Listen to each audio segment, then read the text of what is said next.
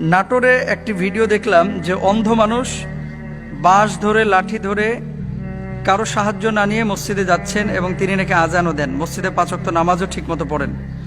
দেখে মনে হচ্ছে বয়স একেবারে কম না, শতবর্ষী হতে পারে।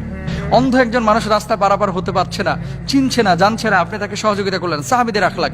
তো নাটোরের যে মুরব্বী এই যে অন্ধ হওয়ার পরও মুয়াজ্জিন বা মসজিদের মধ্যে যাচ্ছে, মূলত সাহাবী রিদওয়ানুল্লাহি আনহুম আজমাইন এখানে নেই, কিন্তু তাদের চারিত্রিক মাধুর্যতা এই বর্তমান জামানায় অনেকের মধ্যে কিন্তু আমরা দেখতে পাই। সুতরাং সুস্থ সবল মানুষ আমরা যারা এই দুনিয়ার জিন্দেগিতে জীবিত আছি, নিজেদেরকে অপরাধী মনে হয় না ভাই অনেক সময়, যে আমি সুস্থ হওয়ার পরও কেন আমি মসজিদে যাচ্ছি না, কেন আমি জামাতে যাচ্ছি না? আপনি ঘরে নামাজ পড়লে আপনি যে পরিমাণ সওয়াব পাবেন এর চাইতে 27 গুণ সওয়াব আল্লাহ সুবহানাহু ওয়া তাআলা জামাতে নামাজ পড়ার কারণে আপনার আমলনামায় দিবেন। আশহাদু আল্লা মুহাম্মাদার রাসূলুল্লাহ হাইয়া আলাস সালাহ হাইয়া আলাস সালাহ হাইয়া আলাল ফালাহ হাইয়া আলাল ফালাহ হাইয়া আলাল ফালাহ আল্লাহু আকবার আল্লাহু আকবার লা ইলাহা ইল্লাল্লাহ।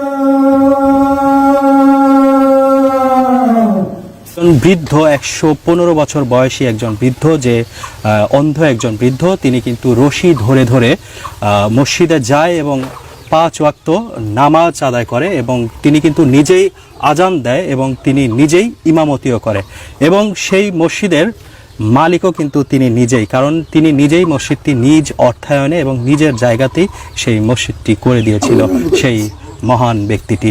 তার সাথে আজকে আমরা সরাসরি কথা বলার সুযোগ হয়েছে, আমরা সরাসরি তার সাথে একটু কথা বলি। আসসালামু আলাইকুম। ওয়ালাইকুম আসসালাম। চাচা কেমন আছেন আপনি? আলহামদুলিল্লাহ, আল্লাহ ভালো রাখছে। আপনার কেমন আছেন? জি আলহামদুলিল্লাহ ভালো আছি। আপনার নাম কি? মোহাম্মদ আব্দুর রহমান মোল্লা। আব্দুর রহমান মোল্লা। আপনার বয়স কত হয়েছে? বয়স 115। 115 বছর। জি। আচ্ছা, আপনি 115 বছরে আপনার এই যে চোখের যে দৃষ্টিশক্তি হারিয়ে ফেলেছেন, এটা কতদিন যাবত হারিয়েছেন বা কিভাবে হারালেন? 18-19 বছর হলো। এই যে 115 বছর বয়স আপনার, আপনি যে প্রতিদিন 5 ওয়াক্ত নামাজ আদায় করতে এই রশি ধরে ধরে যান। জি। আচ্ছা, এইভাবে আপনার প্রতি 5 ওয়াক্ত আপনার যেতে কি কোনো কষ্ট হয়? না, কষ্ট হয় না। কষ্ট হয় বটে, কিন্তু কষ্ট মনে হয় না। আমি শান্তি পাই না, আমি শান্তি পাই।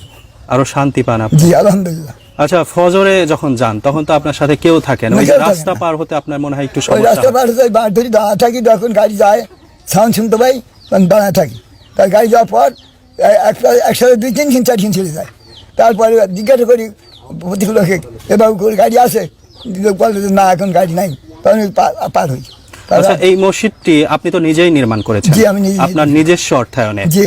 এটা আপনি কি উদ্দেশ্যে করেছিলেন? বলছিলাম যে এই আমার এই গ্রামে, আমার বাড়ি হলাম মধ্যপাড়া, উত্তরপাড়া একটা মসজিদ, খুতবা পাঠের মসজিদ আছে।